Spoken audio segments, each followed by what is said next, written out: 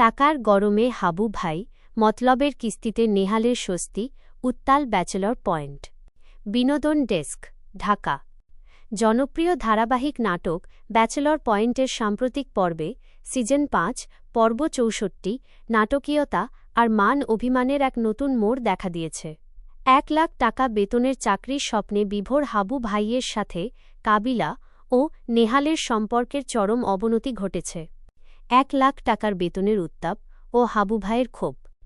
এই পর্বের সবচেয়ে উত্তেজনাকর অংশ ছিল হাবু ভাইয়ের সাথে কাবিলা ও নেহালের বাগ্বিতণ্ডা।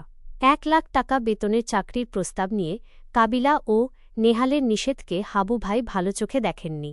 তার অভিযোগ, বন্ধুরা চায় না তিনি বড় মানুষ হন। হাবু ভাই স্পষ্টভাবে জানিয়ে দেন, তোরা চাও না আমি বড় হই, ১ লক্ষ টাকা বেতন পাইলে আমি তোদের উপরে চলে যাব। খাবারের টেবিলে কাবিলা ও নেহালকে করা তার কড়া মন্তব্য এবং খাবার না খেয়েই উঠে যাওয়ার ঘটনা দর্শকদের অবাক করেছে। জাকিরের নতুন রূপে আবির্ভাব। এদিকে মালয়েশিয়া যাওয়ার পাসপোর্ট হাতে পেয়ে জাকিরের মধ্যে নতুন পরিবর্তন লক্ষ্য করা গেছে। মেহমান হিসেবে ফ্রি থাকার বদলে সে এখন থেকে বাসা ভাড়া ও বাজারের খরচে কন্ট্রিবিউট করার ঘোষণা দিয়েছে।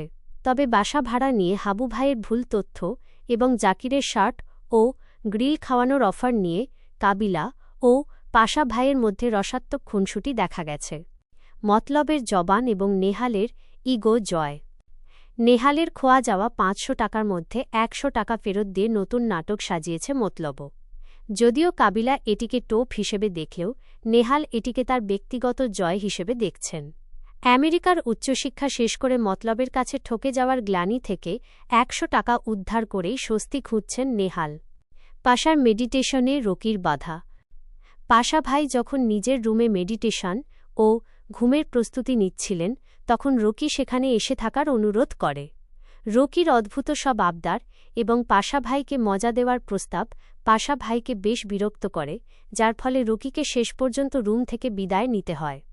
সব মিলিয়ে পর্বটি ছিল আবেগ, রাগ এবং কমেডির এক মিশ্রণ। হাবু ভাই কি শেষ পর্যন্ত ১ লক্ষ টাকার চাকরিতে জয়েন করবেন, নাকি বন্ধুদের ভালোবাসায় জিতবে, তা দেখতে হলে দর্শকদের আগামী পর্বের অপেক্ষায় থাকতে হবে।